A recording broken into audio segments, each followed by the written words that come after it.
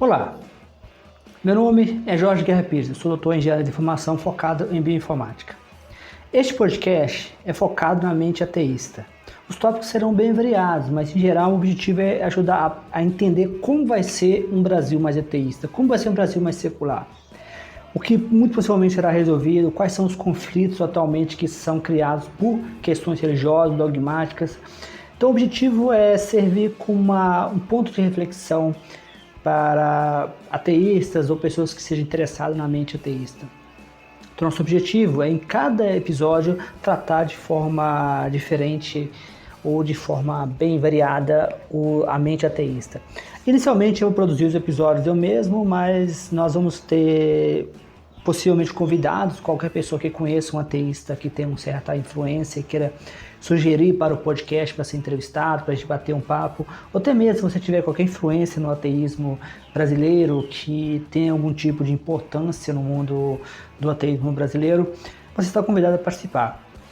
Eu sou autor de vários livros e os meus últimos livros têm sido focados em ateísmo. Eu sugiro eu peço gentilmente que conheça os meus livros na Amazon, no Google Books e também conheça meu canal do YouTube, onde esse podcast vai estar disponível com episódios extras e também será disponível, todos os episódios do podcast estão disponíveis no YouTube com a adição de mais episódios. Então se inscreva no meu canal do YouTube e deixa seu like e suas estrelas, dependendo de qual plataforma você estiver usando.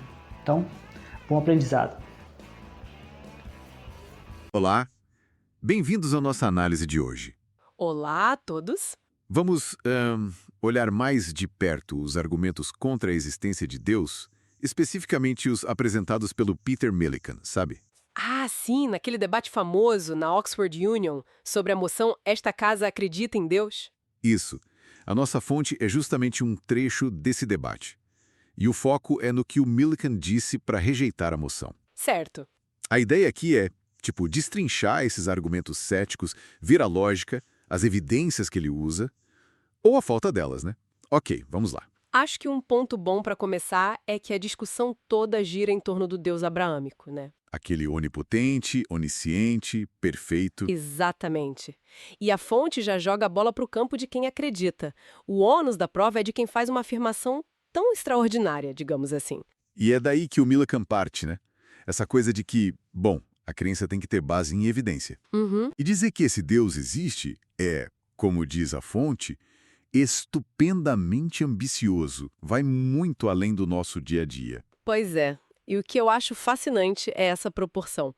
Quanto maior a afirmação, maior é a evidência que a gente deveria esperar, né? Faz sentido. E a fonte bate na tecla da falta de prova científica forte para agência sobrenatural ou para uma inteligência sem corpo. Ah, a questão da mente e do cérebro. Exato. Toda cognição que a gente conhece depende de uma estrutura física, um cérebro. Isso cria uma tensão, né? Com a ideia de uma mente que existe sozinha e material. Fica difícil conciliar, né? Se tudo que a gente vê precisa do físico, como justificar um Deus que pensa, mas não é físico? Esse é o desafio central que a fonte levanta para o dualismo, eu acho. E aqui a coisa fica mais interessante ainda. Porque o Millikan, segundo a fonte, usa a evolução contra essa ideia, né? Como assim? E diz que toda inteligência, toda percepção, está ligada a estruturas complexas. Cérebro, nervos. Certo. Então, a ideia de pensamento sem cérebro, tipo uma alma imortal, bate de frente com a evolução. Porque a natureza ia gastar tanto recurso num cérebro grande, caro metabolicamente, até perigoso para nascer, se dava para pensar sem ele. Puxa, é um bom ponto. Quer dizer, se o pensamento pudesse existir separado do corpo, para que esse investimento todo da evolução no cérebro? Vira quase um mistério, né? Exato. E isso, claro, dificulta aceitar sem uma prova muito forte a ideia de um Deus imaterial que age no mundo material. A fonte meio que exige uma evidência excepcional para isso. Seguindo essa linha de questionar as bases, a fonte também menciona que o Millikan critica argumentos teístas clássicos. A ressurreição, por exemplo. Ah, sim. Mesmo que alguém aceite que aconteceu, como isso provaria especificamente o Deus cristão, por exemplo? A fonte sugere que não provaria, né? Poderia ser outro ser sobrenatural ou algo que a gente nem imagina. Falta a conexão direta e exclusiva. E tem o argumento da causa primeira, né? Aquela pergunta. Por que existe algo em vez de nada? Uhum. O Millikan, na fonte, diz que nossa intuição falha aí. A gente está acostumado com causa e efeito no nosso mundinho, mas no nível do cosmos... É outra história. Ele menciona a física moderna, né? Coisas como eventos quânticos, que parecem surgir sem causa definida, desafiando o senso comum. Exatamente. E mesmo que o universo precise de uma causa, o salto para dizer que essa causa é uma mente, a fonte vê isso como pura especulação. Sem base em fatos. Será que a nossa mente, que evoluiu para sobreviver na savana, consegue mesmo responder essas perguntas últimas? Ou será que é mais provável uma causa física que a gente ainda não conhece? Fica a dúvida, né? E ainda tem o argumento moral. A fonte traz a visão do Millikan de que moralidade não depende de Deus. Certo. Ele diz que códigos morais são bem universais e dá para explicar pela necessidade de cooperação, de viver em sociedade. E que isso já existia antes das religiões organizadas, e existe fora delas também. Exato. Inclusive, a fonte até menciona que a religião pode, às vezes, distorcer a moral. Como assim? Dando exemplos tipo mandamentos mais focados em adorar a Deus do que no bem-estar das pessoas, ou gente justificando atos ruins por causa de crenças, e até cita uma estatística, a maioria dos filósofos especialistas em ética não seriam teístas. Entendi. A ideia é que, se a moralidade tem explicação natural e social, Deus não seria necessário para ela. Isso. Cai naquela busca pela explicação mais simples, mais pé no chão, antes de pular para o sobrenatural. E aí chegamos no tal do ajuste fino. A ideia de que as leis da física, as constantes do universo, parecem feitas sob medida para a vida existir. Esse é um argumento forte para muitos teístas. Mas a fonte traz as objeções do Millikan. Quais são? Bom, primeiro, a gente só conhece um universo. Não dá para saber se outras configurações são possíveis ou não.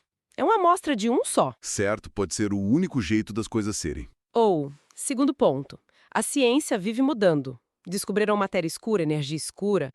Mostra que a gente ainda não entende tudo do cosmos.